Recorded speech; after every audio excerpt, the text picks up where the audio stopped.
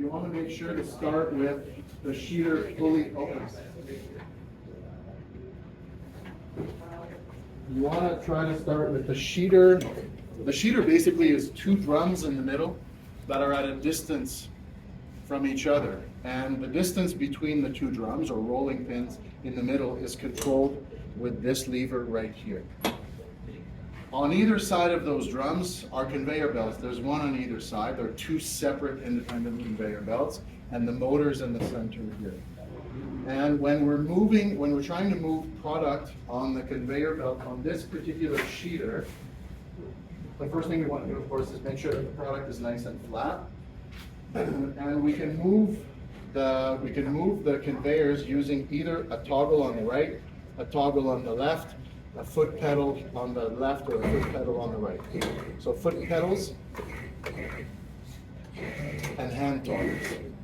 Whatever you want to use. The foot pedals are handy if you're, for instance, dusting flour and you need your hands, or if you're shrinking back the dough and you need your hands, so the foot pedals are handy. Not many people use the foot pedals. They can come in handy. So we'll go just a little bit of flour on this. This is bread flour, by the way, and I have the drums open as far as they'll go. So I pass the dough through one time, and now each time I pass, I want to adjust the handle down so that the drums get closer and closer together. I barely touched it with this first time.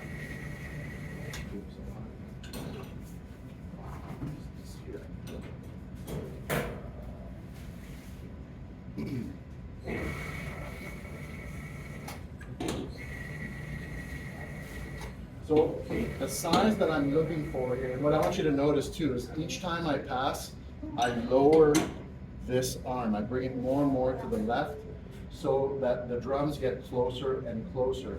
Now I've really started to, you see that the dough has gotten a little bit thinner, yeah? As it has passed through, it's gotten a little bit thinner. And the first dimension that I'm looking for is about 41 centimeters. I'm at 36 here, so I'm getting closer. It's not gonna work. I said it. Thank you.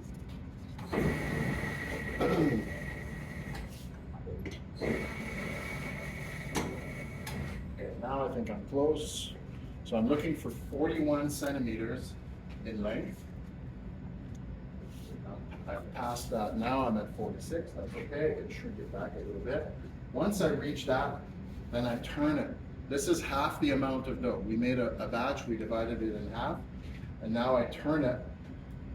I've got my 41 this way, and now I want to go and start rolling it that way. There's a very good reason why we change direction partway through. I just change the dough direction, because we've stretched the gluten one way, this way, and if I keep just rolling in that direction, then I'm going to end up with a product that shrinks back too much because the gluten has been stretched all in one direction. So I turn it now.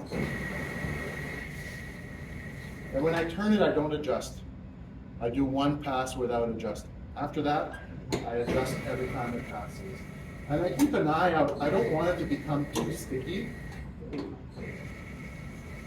So if I see that on the surface, you see there's very little, if any, flour left on the surface. So I can now just dust a little bit more flour, but I would rather add little flour. If you add too much flour, what can happen here is you can have your dough, and then it basically forms like a secondary, more gluten-heavy layer of dough on top, and you end up with sort of blisters. And on sourdough bread, blister is quite desirable. On cinnamon buns, not so much. Okay, so you can end up with some blisters there that are not so good. And what I'm looking for is a dough that is about 3 millimeters thick. And that'll bring the dough length in the opposite direction to about 65. And as it gets thinner, I need to be more mindful of flour.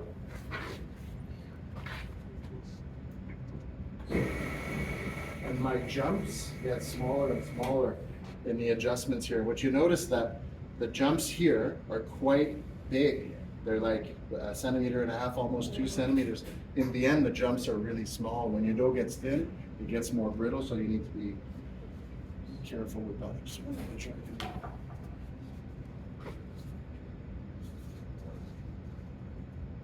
before he left.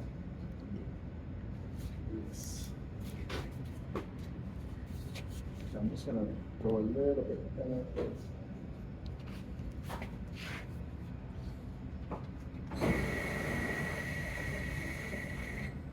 That's good. I'm gonna take my rolling pin here. Now we're carrying it over, so.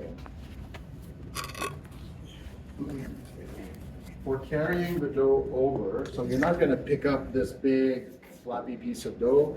You're gonna roll it around your rolling pin, like this.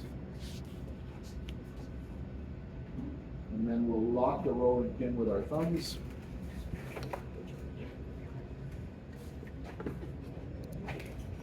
I bring it over here.